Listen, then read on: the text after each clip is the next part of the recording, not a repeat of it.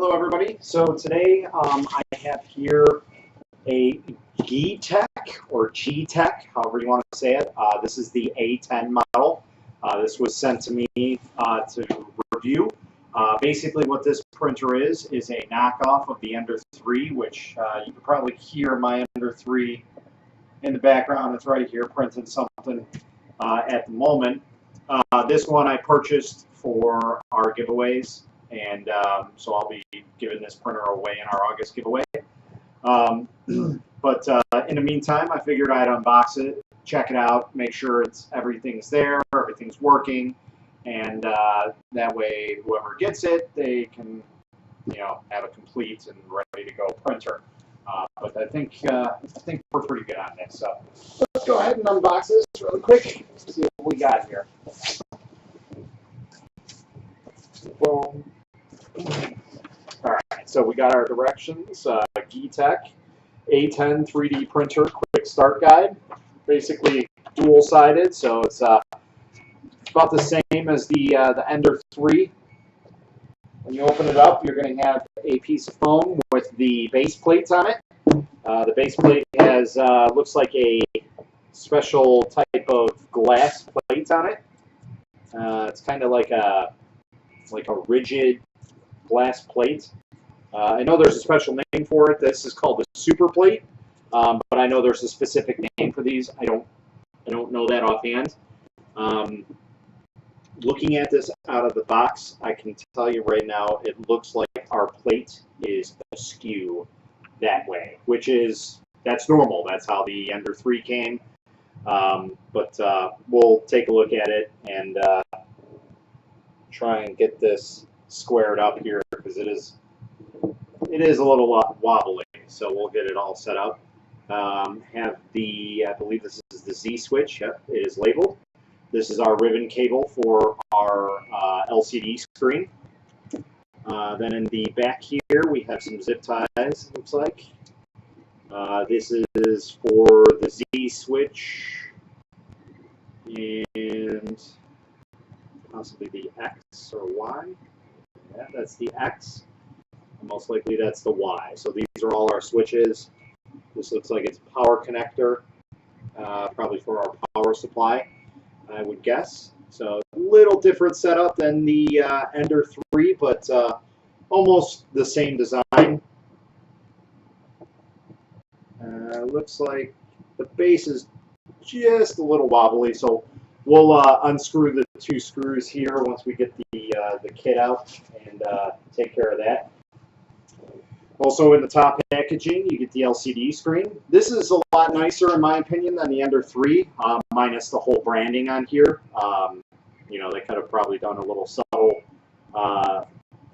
use with that, but thankfully this can peel right off, so you can just use it as is. But one of the nice things is this uses a large SD card, and it plugs right into the back of the LCD screen, whereas on the Ender 3, it's on the front base plate right down here, right next to the plug-in for the for your PC. So set that aside. I think that's it for this. Let's double check here. Yeah, just some extra padding or probably optional accessories if need be. But looks like everything's out of there. So the secondary foam piece, we have a power supply. Looks like it is a 24 volts, so just like the Ender 3. Obviously there is a switch of 115 and 230. We're going to go ahead and switch that down to 115 because I'm in America. And we use 115.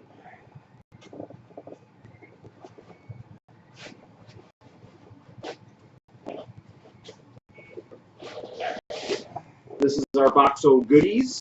So let's go ahead and take a look and see what this is. Power cord. Okay, that's great. Our bag of accessories. Looks like a mouse pad, free mouse pad. I did see that on there, but it didn't include that. That's pretty much it for boxed stuff. Not really sure why you would need a mouse pad, but they throw it in just for the hell of it. So we're just going to leave that off to the side. I am going to open this up. I'll show you what's inside here. Looks like they do include a standard SD card.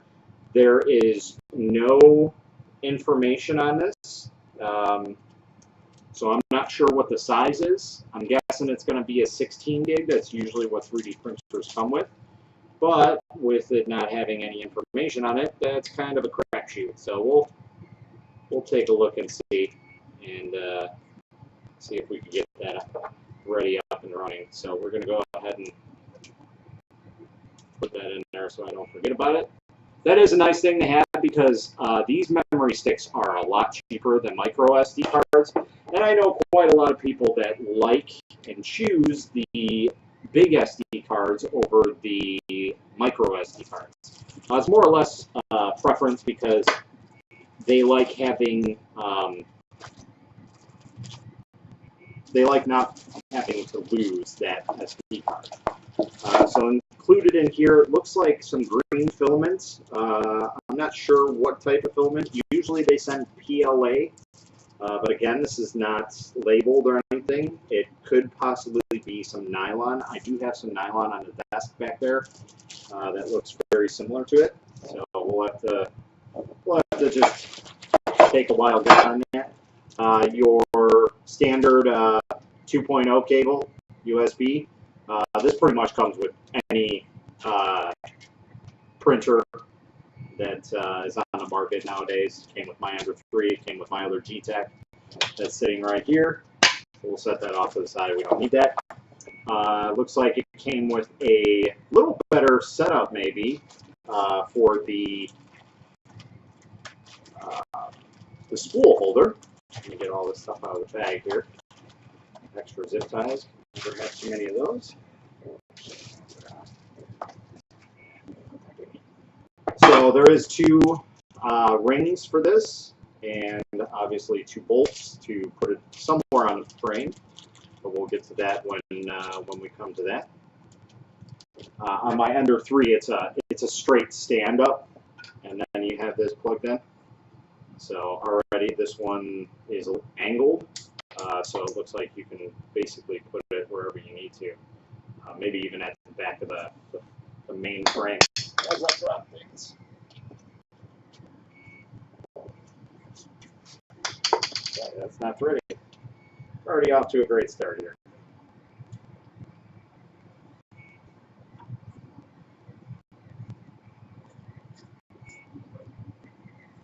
Alright, so this is not threading. There we go.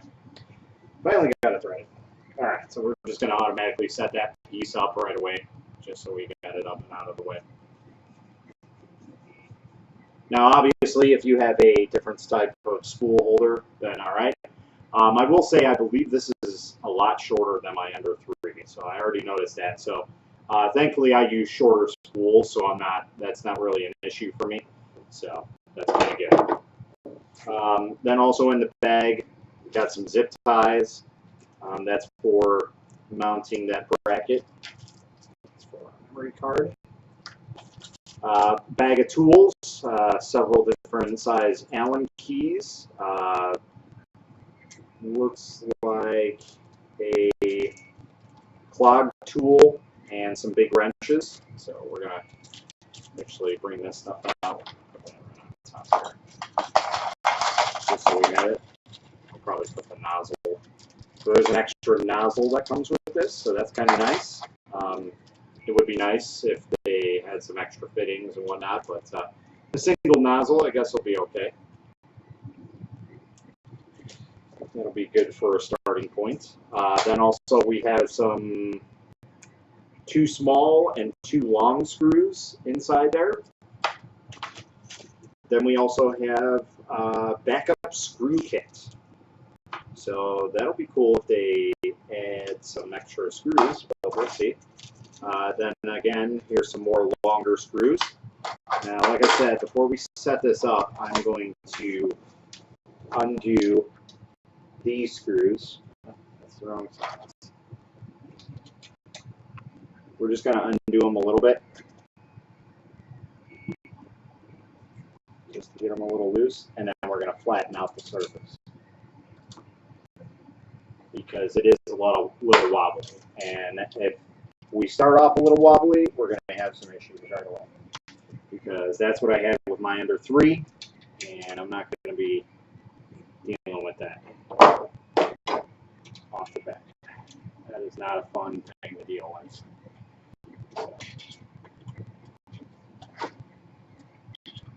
And then we're also going to take a look at our base. Okay, so now that's all good. Now we're going to tighten this up. So check it X ways and make sure it's flat. And we're going to tighten that back up.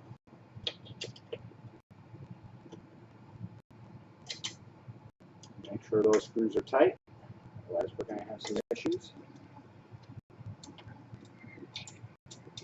Now I will say, with this printer, there are a couple different things that are better. One obviously is the SD card placement. That is far better in my opinion, because on the under 3, it's inside this front box, like I said, and when you're using it, there's a problem with the SD card slot where you can lose your SD card. Now there is a printed file that you can print off and fix that, which I have done for my under 3, because I've almost lost it several times in the abyss of the electronic box area, but thankfully I know what I'm doing, and yeah, I basically set it all up there. So I can tell you right off the bat that we are missing a nub, a screw nub for our bed. Let's check and make sure it's not in here somewhere. That would be great, but it looks like we are SOL on that.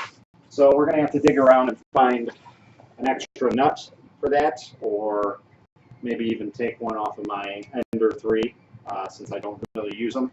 But I will say that one good thing about the Ender 3 is that they have bigger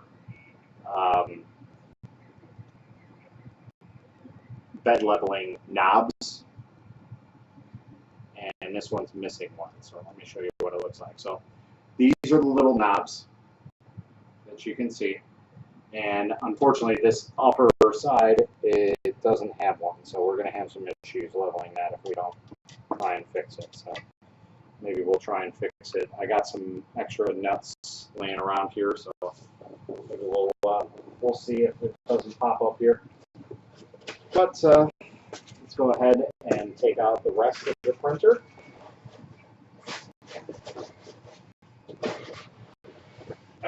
So this is the upright, basically. So already I can see that there's an extra piece, unlike the Ender, which I absolutely like, and I'm actually going to be printing one for my Ender. It's a Z-rod like holder, I guess you could call it, or basically a steadier in a way.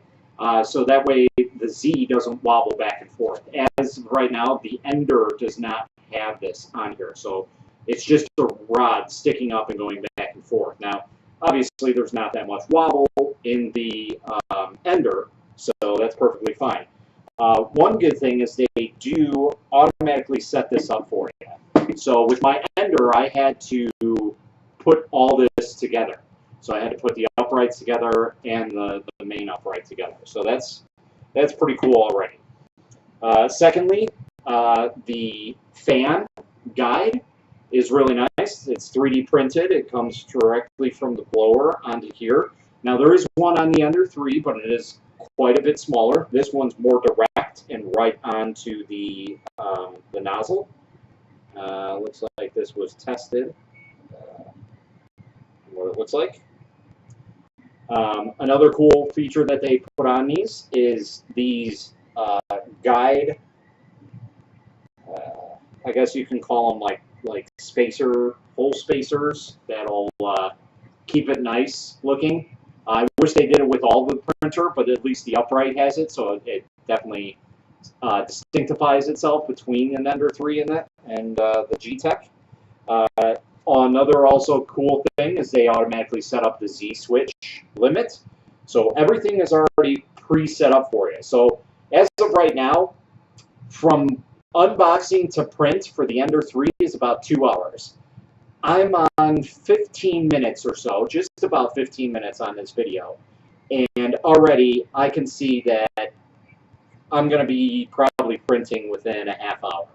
You know, minus me trying to find another bolt for this so I can square up the bed. But other than that, everything else is already done for me. So that's already a step in the right direction. Another thing that is completely different than the Ender 3 is the Ender 3 has a fan right behind this metal shroud on the front, whereas Geetechs have a fan here and then they have their blower on the opposite. So in some ways that's good, in other ways it's bad, because on the Ender 3 I have an easy ABL kit from TH3D. So that mounts on the left-hand side here, and well, when I have a fan here, obviously that's going to get in the way. So not too big of an issue, because we can always print something to make that better. So I mean, that's not really a big issue. Another thing that is definitely better design, at least from the Ender 3 to the Geetech here. They have an input tube right here on the extruder, and I know with the Ender 3, a lot of people have issues with it trying to get from this end of the extruder to the actual Bowden tube.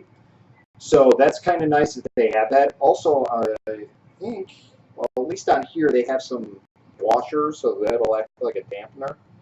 But already, so far, they've got my attention on this. This looks like a really nice out-of-the-box printer for the price. It's a little bit cheaper than the Ender 3, so that's already a plus. But as I can see right now, I mean, it's already done for you. So that's really, really nice to have. The build quality is about the same as an Ender 3, maybe even a little bit better. It looks like this is all squared up and good to go. And we're going to do very, very little work on this. So let me go ahead and see if I can get this up and running. Let me double check this box. Oh, wait, I heard something. Aha! Eureka! We have another bed knob. So I don't have to go searching for it. So that's awesome. All right, sweet. Good to know. So that's pretty much it for the unboxing. That was quick. I think that's the quickest unboxing and ready to go parts. So let's go ahead and take our little step-by-step guide and get this all set up here. So let's go from assembly. So the upper gantry kit, bottom gantry kit, okay. Use the 4 by M5 by 45 screws and an M4 by 5 spring washer to put together the upper and bottom gantry frame. So it looks like this is what we'll need.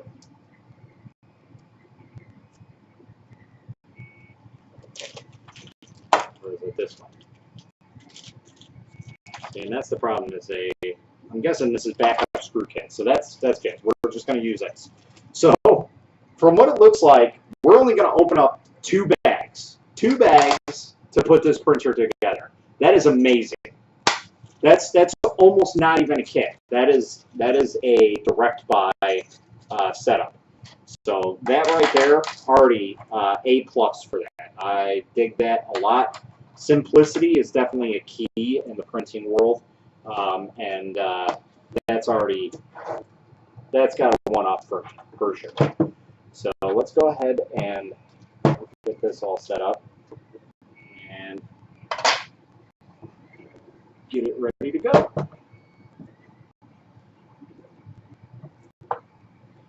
Okay, so obviously this is not going to work the way I planned.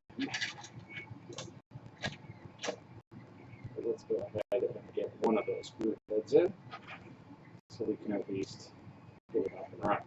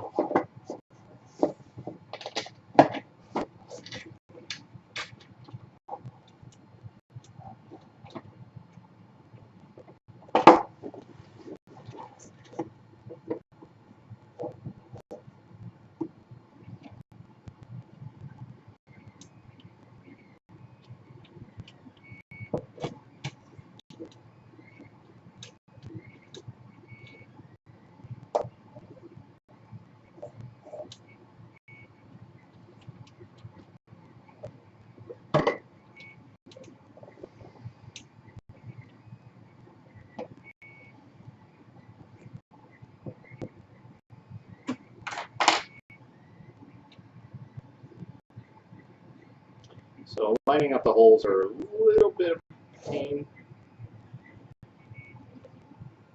but once you get it in, it should be okay. Now we're not going to tighten these up until we get all the screws in, and then we're going to go and tighten them up. And I'll probably do a normal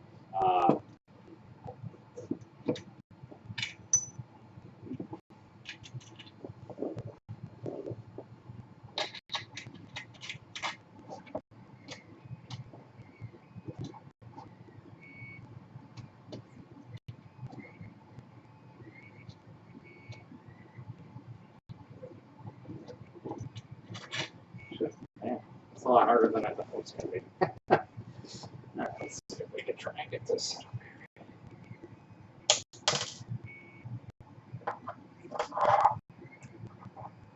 So as much as it's easy to do, it's kind of not. At least not for me.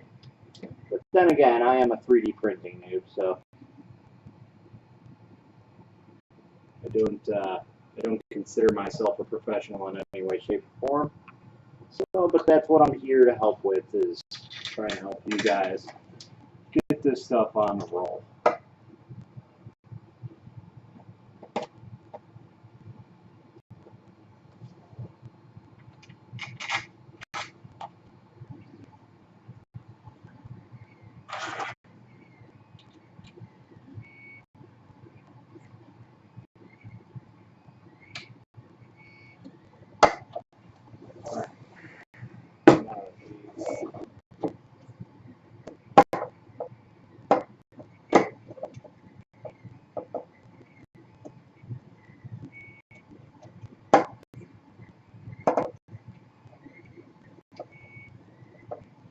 So basically, when you're hooking this up, you don't want to be having any tension on the screws.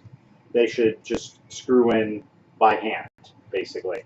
And then once you start getting to the point where you can't screw them in by hand or by your fingers, then you want to start using the Allen key. But like I said, we're going to screw on that side and then screw on this side and go from there.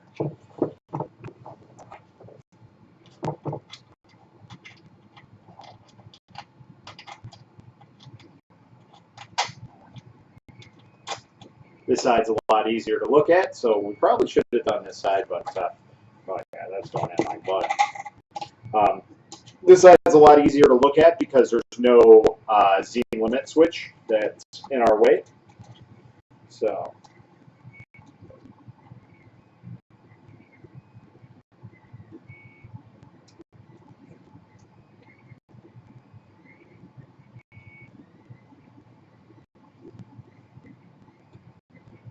now that we've gotten this tightened up, I'm going to go ahead and screw in all the screws, and then we'll connect all the cables accordingly. One thing I did notice that usually is included in these kits are a pair of snippers. So I'll have to grab my snippers for my workstation there. But Yeah, that's kind of odd to not see one of those. They're usually pretty common to see with any build, really. So let's go ahead and get some snips. So what I mean by snips is these little fangled things right here. They're little tiny snippers. Now, you really don't need them for printing purposes for the most part. But I will say, when with my under 3, I got some snips and a scraper with it. So that's kind of nice to have.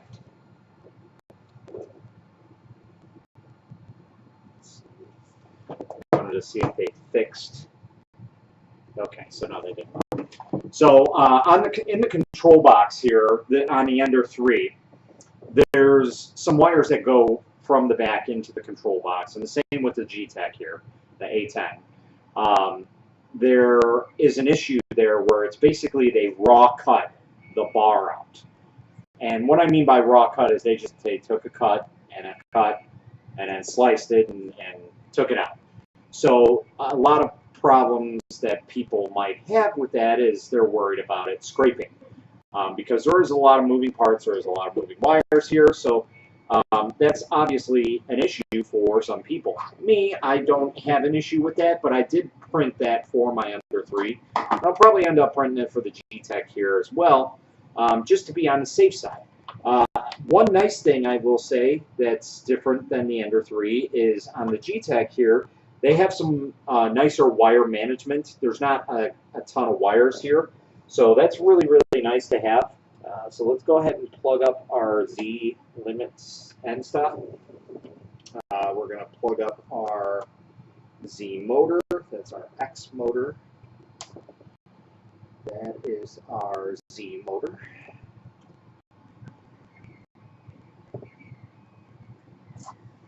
So this is our X. No, wrong one. That's correct.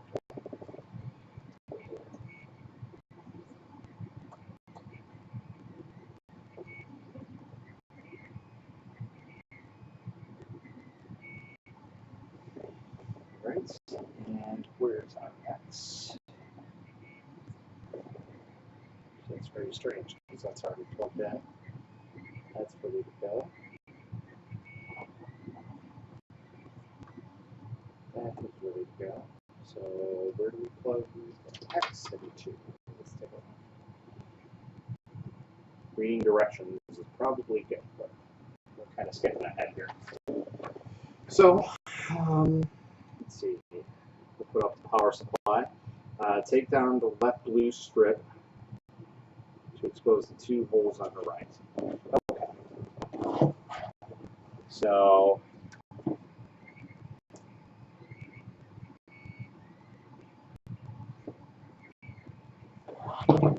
that is why. So on this side, as you can see, there's a blue strip, and then you see there's a gap here and a gap here on this section. So basically what that is right behind here, there's a gap for 2 bolt holes, one here and one down here. And what that does is it mounts the power supply. So we're going to go ahead and mount the power supply according to what it says, if we can. Oh, so they're already set up. So we don't have to move that at all. So and there's 2 holes, 1 and 2. And our power line, we already set it to 115, so we're good to go. Very nice. All right. We are going to be using M4 by 20. It's going to be 2 of them. So my guess is these. Yes.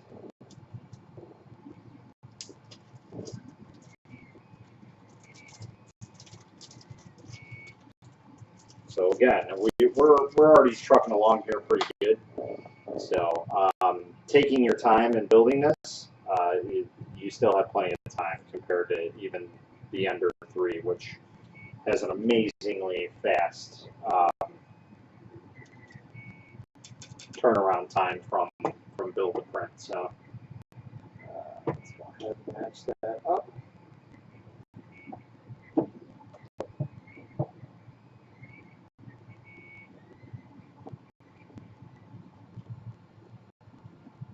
So we will have to pull that away a little bit. That's kind of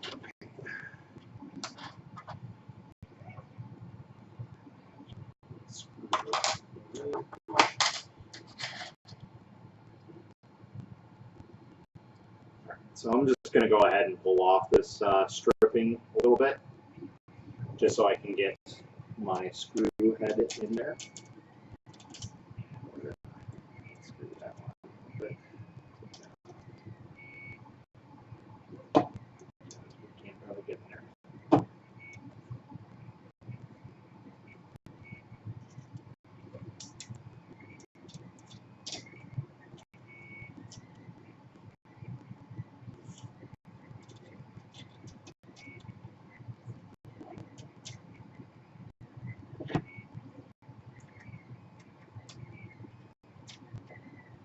So that one's in there.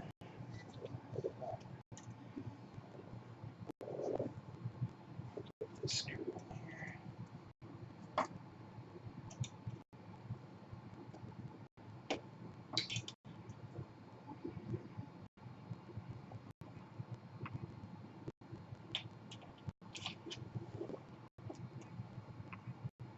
And basically, we're going to line up the screws with the power supply. Screw it in. And make it look all nice and pretty when we're done.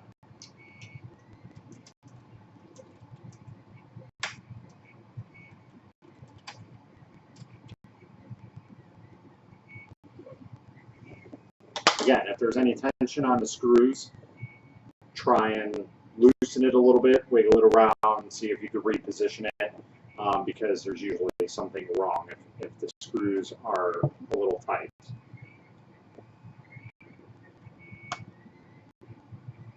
So set that piece back in, that piece back in. Make sure you set these back in because you don't want your carriage, your gantry, to get in the way of that. That will cause this to be offset, and then we're going to have an even bigger problem. So we're going to go ahead and connect the power supply in the back here. Okay. All right, so connect the wire for the extruder.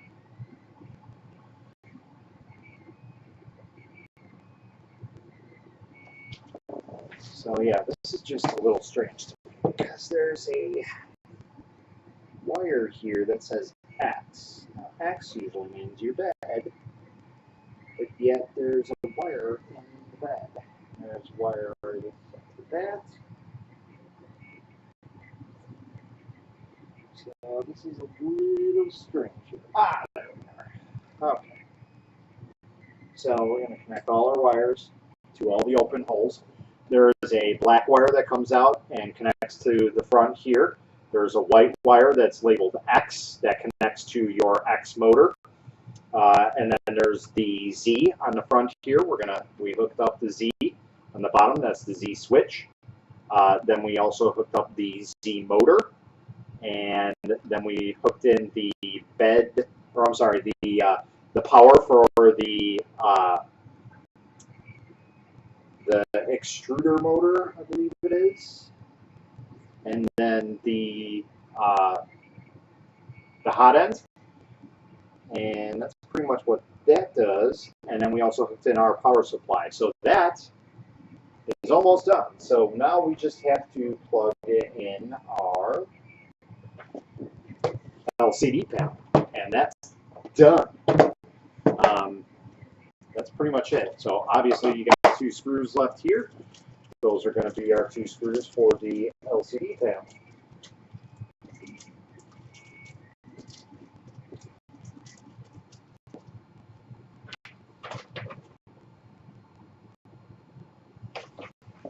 So, and that's going to go on the same side like the ender. Now the revenue cable is going to be a little bit tricky to get in. You got to make sure that your connector is open here. Looks like it's closed. Out of stock. There we go. So it's just a flip-up connector, and you just slide it right in there, and it'll connect.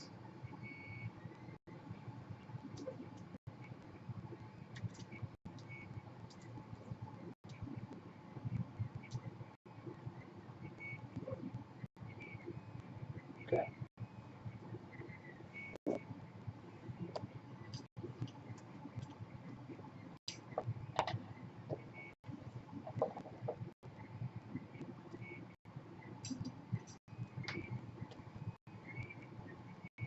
Now, one thing that might be a little bit odd here, it looks like the LCD connector is kind of in the way of the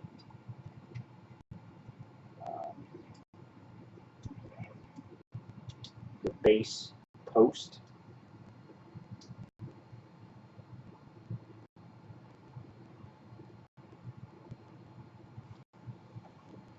But we'll see if we can get that. So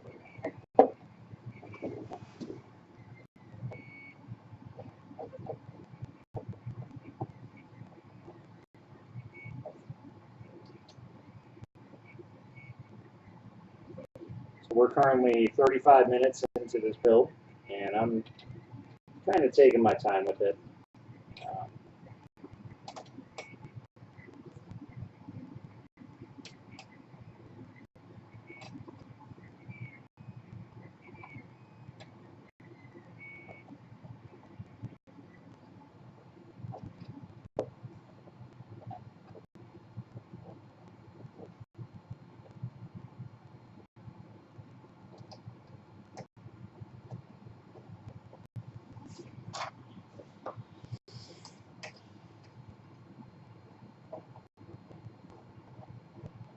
Screw those down.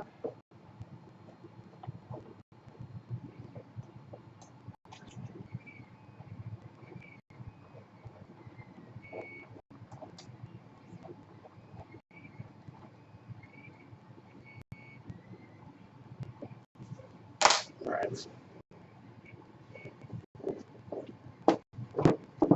So, like I said, the bed was a little wobbly, so we're going to go ahead and tighten that up. Now, the other thing is I can tell that the bed goes back this way, so we're going to try and tighten that up. There are two centric nuts on this side of the bed, on the right side where the LCD is, and that'll allow you to position the bed accordingly. Because as of right now, you don't want your bed going this way; you want it straight, obviously. So once we get that hooked up, we can get those tightened up and get them correctly working. So. But it looks like they didn't provide the right tool for the right job. So I have two things here, and both of them are not fitting a centric nut. So that's a mark off. Thankfully, for the under, I do have one. Just got to take a quick look and see where it's at. Thankfully, I have that on hand. So let's go ahead and try and tighten this bad boy up. Oh yeah, perfect.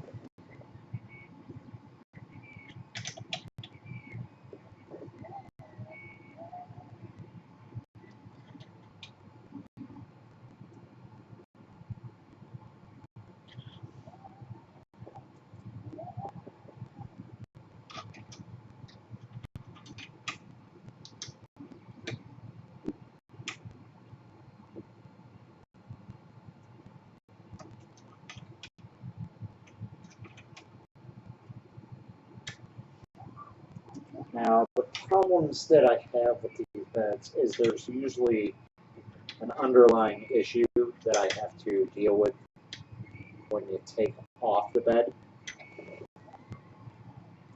because yeah, that's not going to fly on my hands.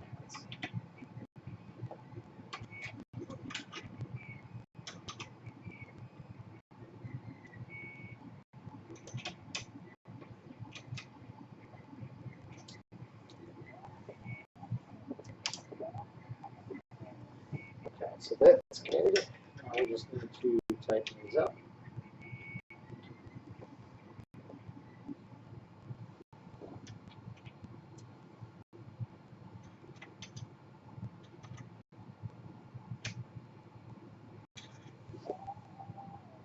And now let go.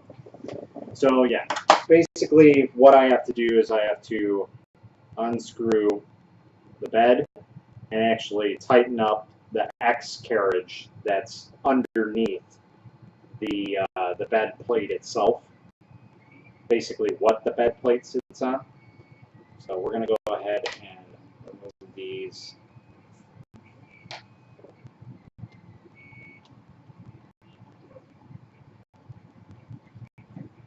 knobs for the bed.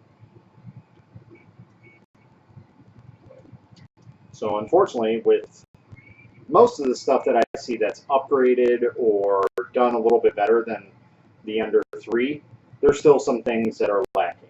This being the bed. And really, the big problem with that is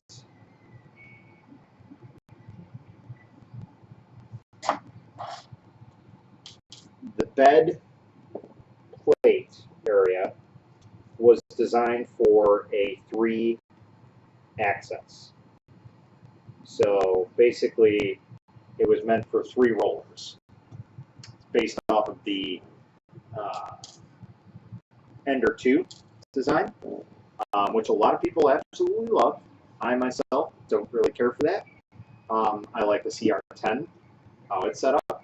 CR10 has 6 rollers on it, so the chances of you messing something up or having an issue with the build plate itself are very, very slim. In fact, almost non-existent.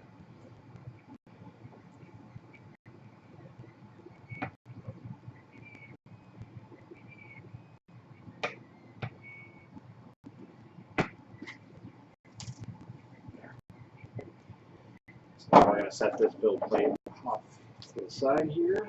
Make sure we don't lose our washers. Oh, and this one's set up even a little worse.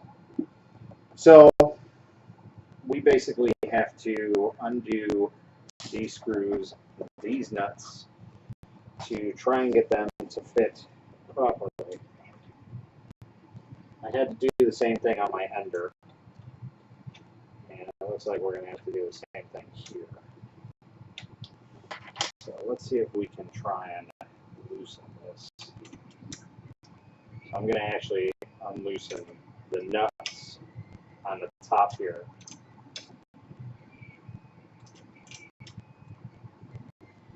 Let's see if this works. Take our Allen key. And just kind of loosen these. You don't want them like, you don't want to undo them, but you want them loose. You want them loosey-goosey.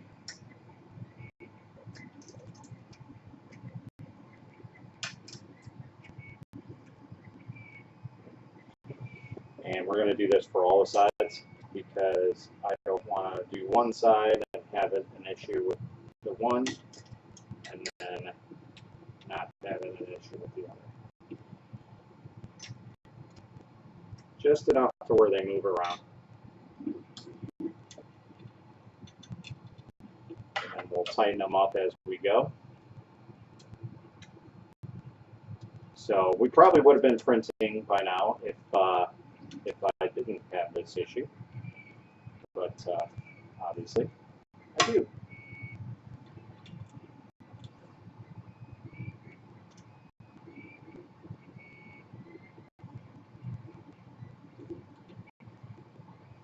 So quality control, so-so.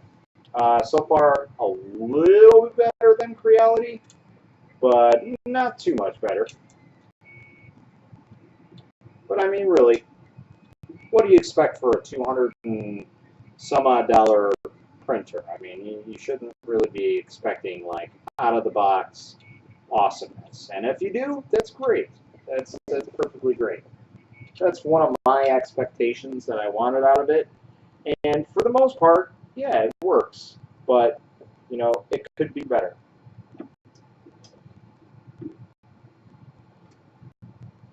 All right. So now that we've got this lined up, well, it looks like it's already lined up.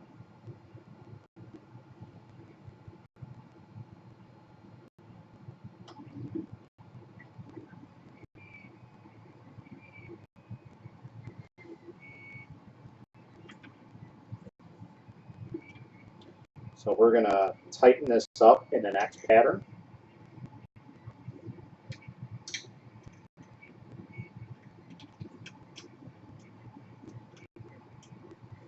Because if I tighten it up one by one, then we're still going to have some issues with this.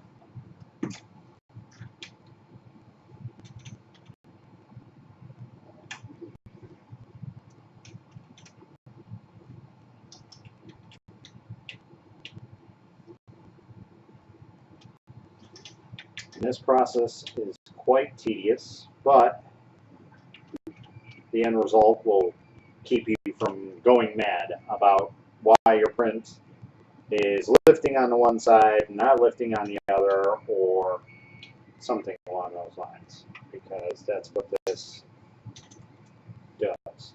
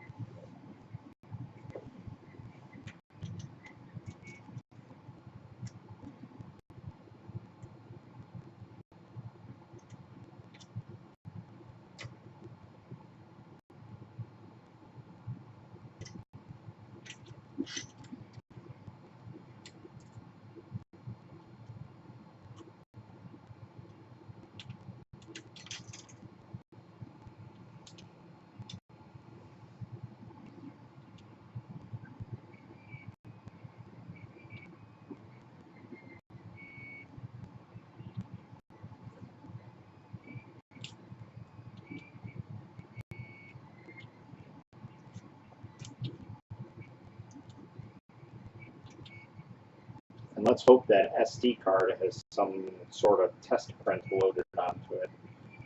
Hopefully they copied Creality and did like the dog or something simple of those sorts. That would be nice. So, as you can tell, there's no more wobble, and we're all straight. So, that's very, very good to have. This we're going to try and move up.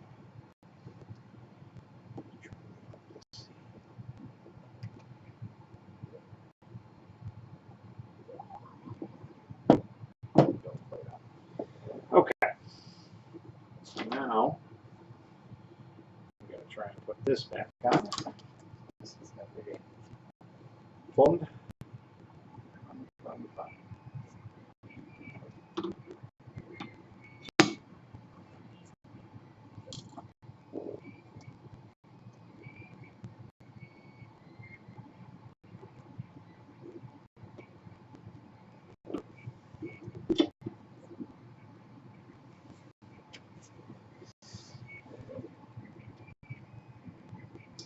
When you put this back on, just you want to do it one way at a time, and when you put it back on, just make sure you tighten up your bed level nut just a little bit, so there's still some play, so you can get these in to the holes they need to go.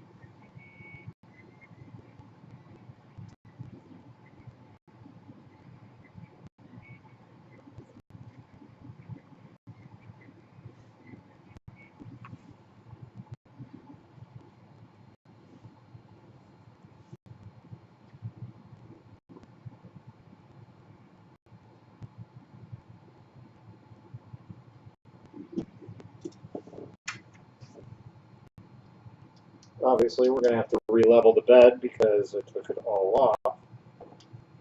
So when you put if you have to adjust this bed, which hopefully you don't have to when you get it, adjust your bed and compress the springs all the way down and adjust it that way. Because you don't want them all the way up, just in case the Z switch is set at a certain height. You don't want it crashing into the bed and either destroying the bed or destroying your nozzle. That would be very, very bad. Even though you do have an extra of the nozzle, you don't want to take that risk. So we got them down pretty far. That should be more than enough. And then what you're also going to need is a small sheet of paper. And we're going to go ahead and plug this bad boy in. And we're going to turn them on.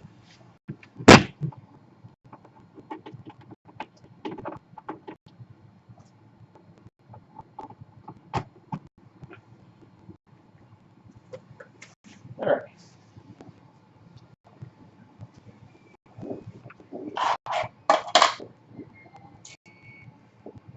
Go ahead and turn this on.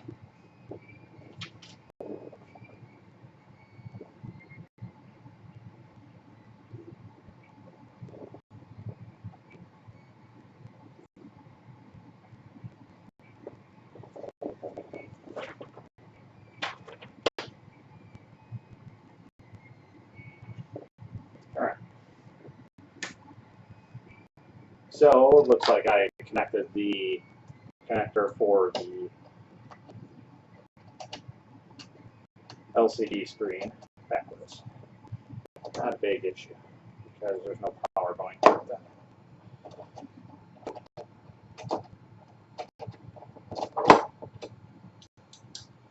And that's the end of the bolt.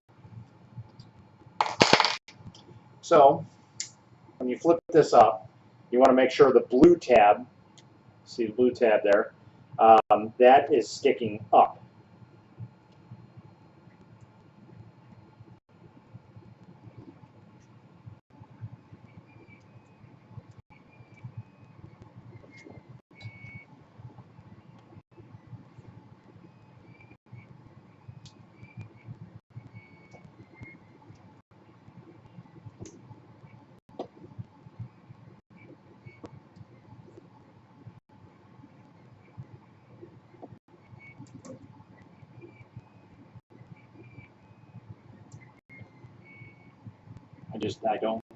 I don't dig this design.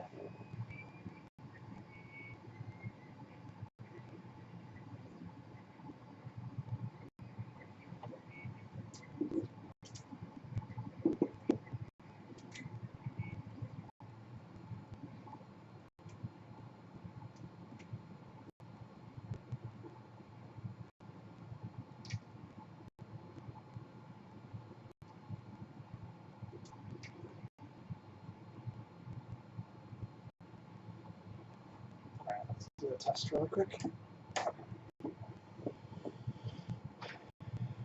Yeah, I don't really like that because it feels very, very flimsy doing it that way. So I'm not sure why they would choose that design.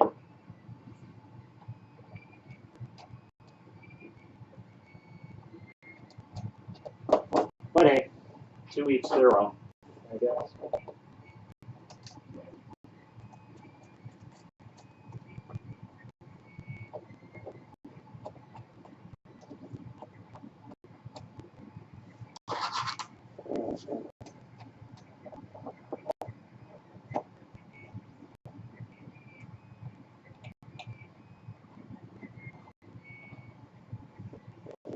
All right.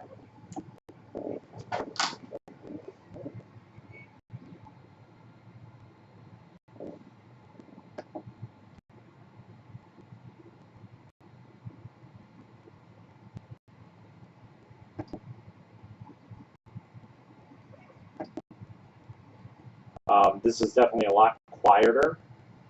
Okay, so yeah, there is a dog G code on here.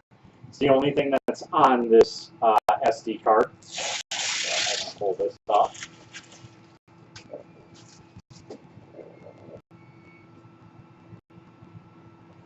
Yeah, and I know a lot of people have been having issues with this style bed, but we'll see how this goes.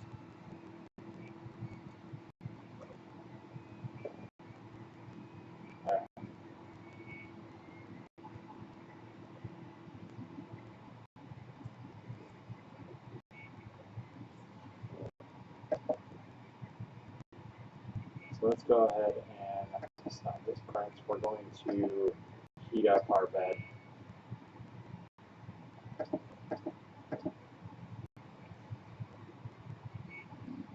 Okay, so the bed and the nozzle are heating up. So we'll let that get up to temperature really quick. And then we're going to level our bed with a sheet of paper. Basically, we're going to do 1, 2, 3, and 4 to set up our bed. And then we'll go to number 5 and check the center of it. So,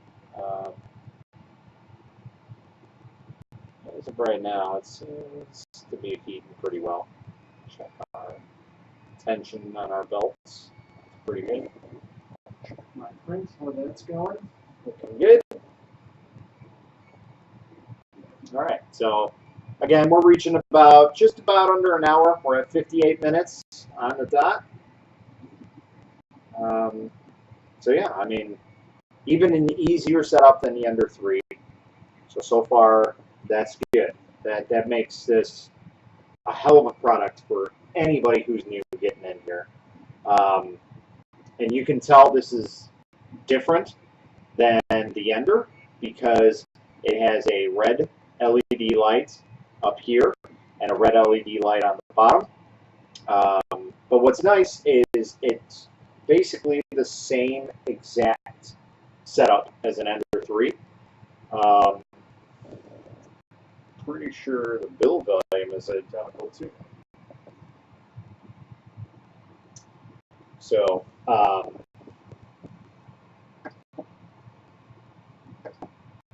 if you need to set this up with any extra parts, aftermarket parts you won't feel like printing, you can do so, and it'll be the same as the Ender. So that's kind of nice. All right, let's go ahead and level the bed. Loosen these up a little bit.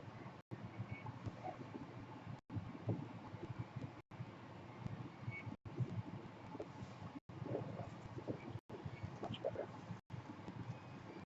So one thing you would definitely want to do as an upgrade is get some better knobs for the leveling.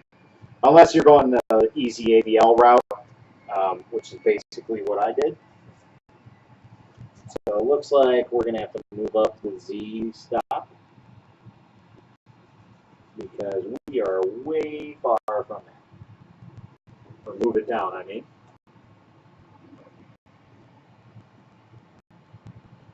Because stock, it is not good. So I'm at the end of these screws. And we're on auto home.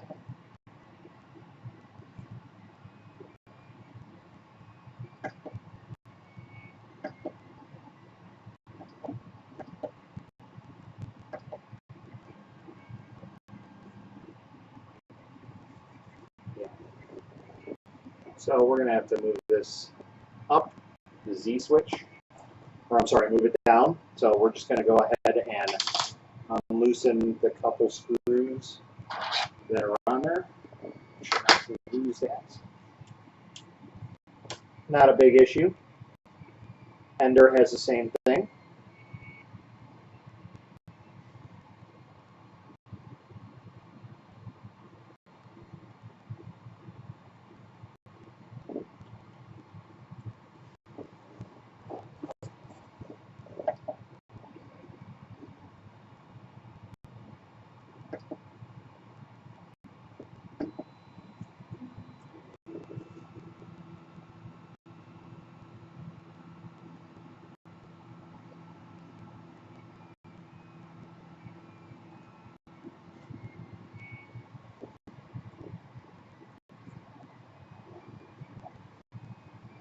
Don't want to be touching that hot end. It's very hot.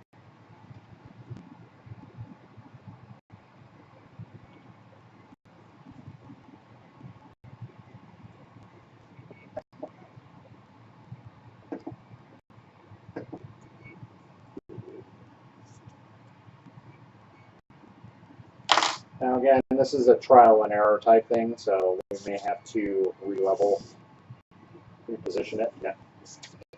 So as you can see, I already scratched the shit out of the surface. Move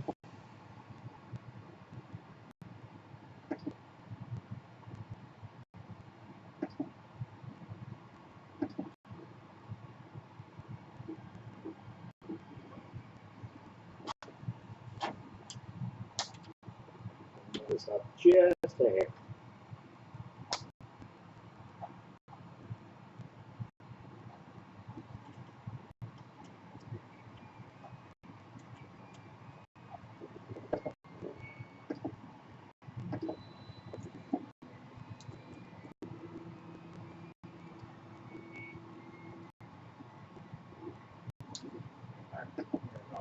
Disable the stuffers.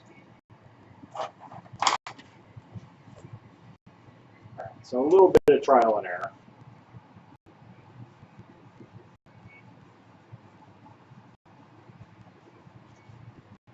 Alright. Now we got that.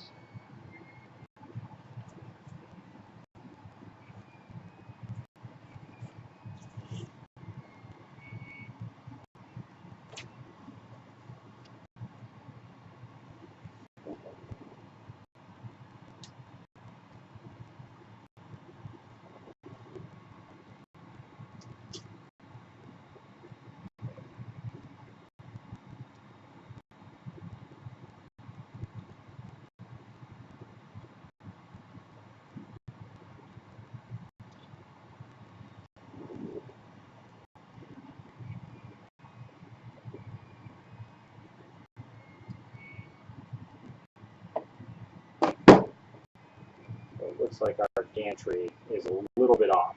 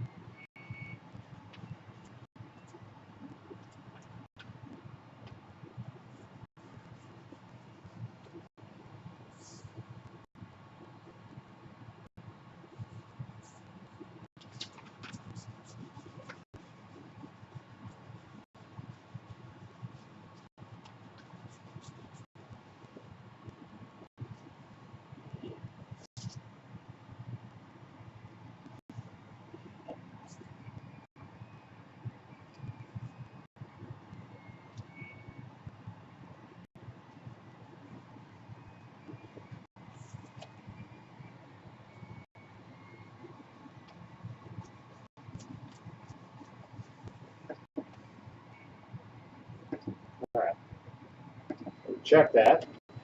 Let's go ahead and try and print a dog.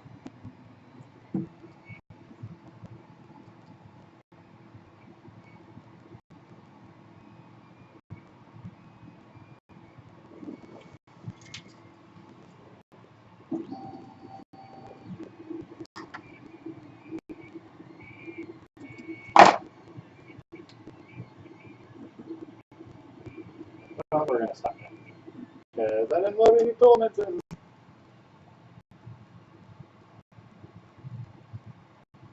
So already loading filaments is a lot easier on this than it is in Ender.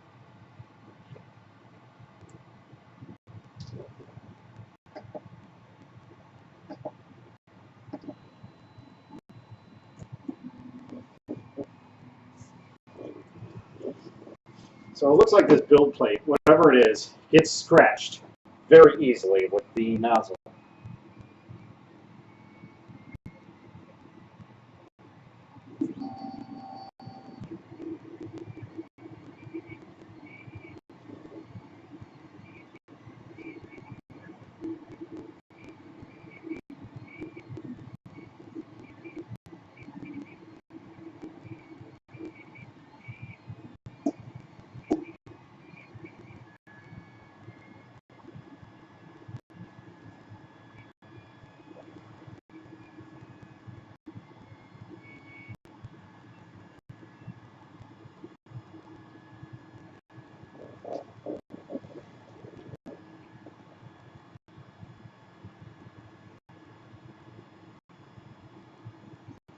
Maybe those are just blemishes.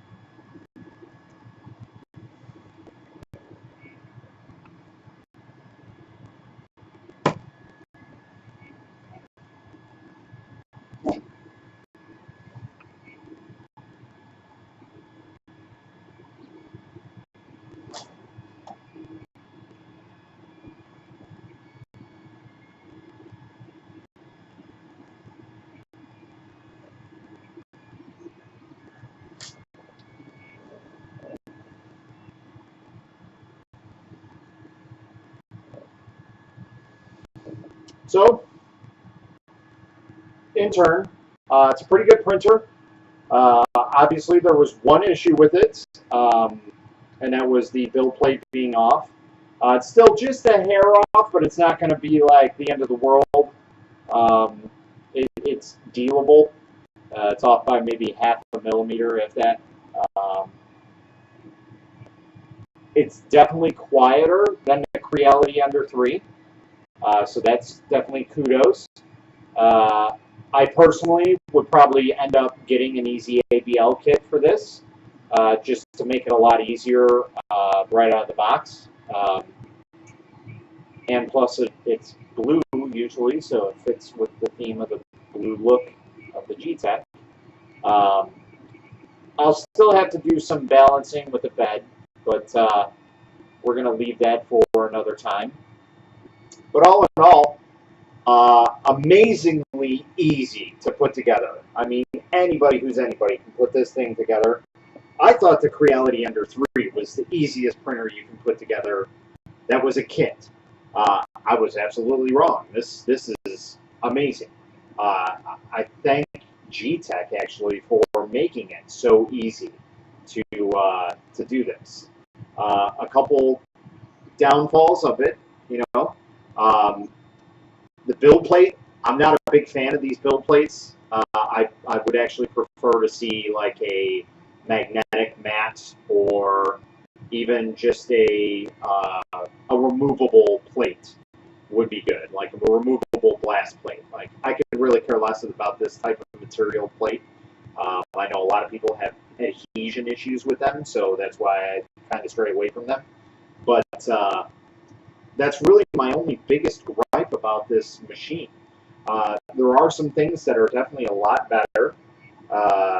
That would be the ease of build is number one. That's a huge, huge problem with a lot of these printers. I have a Geetech i3, Prusa i3 knockoff, and that took me about 8 hours to build that. Now, that's nice if you want to learn how to do 3D printing through and through. That teaches you a lot about how to build things, how to level things, how to get things working, and that's basically it. This printer is definitely a step up, and it's only, I think, about 60 bucks more, so definitely worth every penny. You take 8 hours and cram it down into about an hour. Let's say you're a super noob.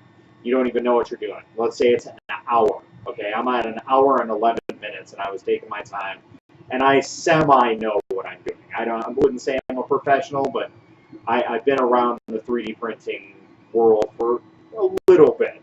You know, nothing major. But yeah, that's definitely a plus side. Plugging in everything, super easy. I kind of like how this is set up. Like I said, there's a little tube at the end here that just directly goes into this Bowden tube. So that's a nice upgrade compared to the Ender 3, because I know a lot of people have issues feeding any type of filament through the Ender's extruder, myself including, so usually you have to cut it on an angle. So that's a nice addition.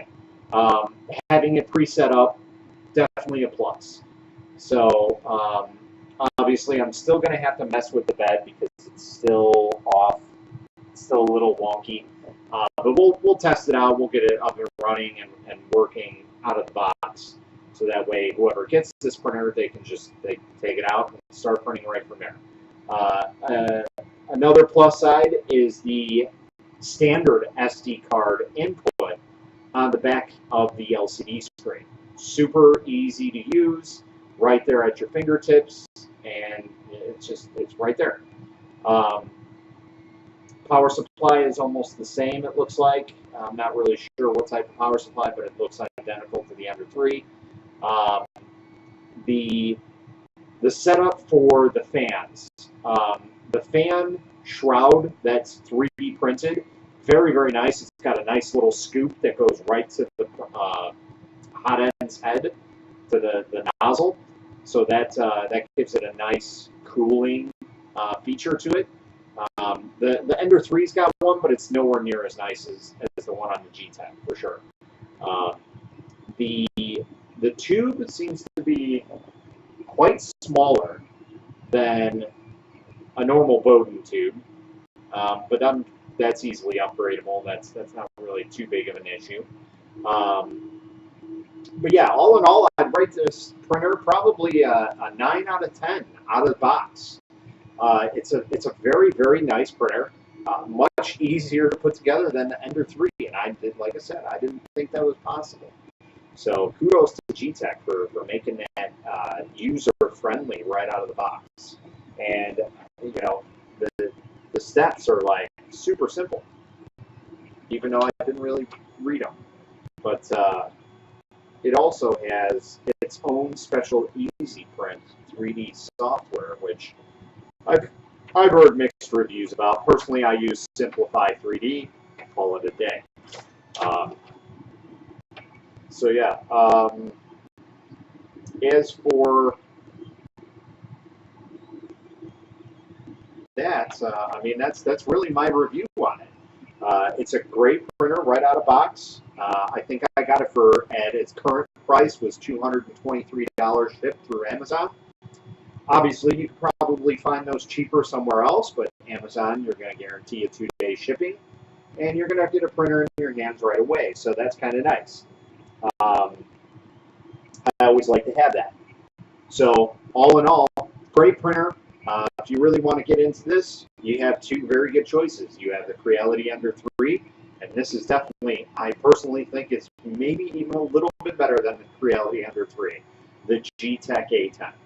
So, definitely give this thing a check out.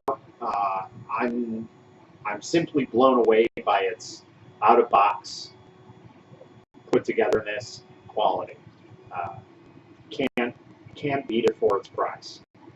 Absolutely blown away compared to their Geetech i3, which is, yeah, that's got its own problems. So if you can see past the little bed issue that I had, it's a damn good printer, and I highly suggest it to anybody. So if you like, go ahead and check it out. I will provide a link to the Amazon Geetech or Geetech store, and you can buy it on there. It'll be a direct link to this printer, and yeah, really go ahead and check it out, and go ahead and buy one. Tell me what you think of it. I really think that this is a very, very good contender for Creality Ender 3, and Geetech is definitely getting on my better side for printers. So there's little things here and there that they fixed with the Ender 3 that make this a little bit better than the Ender 3. So I'm very proud and I'm very happy about that. So we'll mess around with it a little bit, like I said, and see what we can do with this, and hopefully we can get a good print out of it in the next hour or two, and that's basically it. So I thank you guys for watching. If you want to, you could subscribe. I will be trying to make another channel that's basically based off of this 3D printing stuff. I want to go through printing in general with you guys. I want to be there with you and all the noobs that are in the 3D printing world, because I'm here, I'm still very fresh. I've had a printer for maybe 4 months now, and I still have issues on a daily basis. I want you guys to be there with me through my trials and tribulations of 3D printing. I want to show you what I've learned in 3D printing that could possibly help you out, because there's a lot of things out there that people don't explain. They just assume that you know these things. Well, I want to go more in depth about that. So if you like hearing about that, go ahead and subscribe, and I'll try and link my newer channel to this, and possibly even have this video up on my newer channel for you guys to check out. So until then, you guys keep on printing.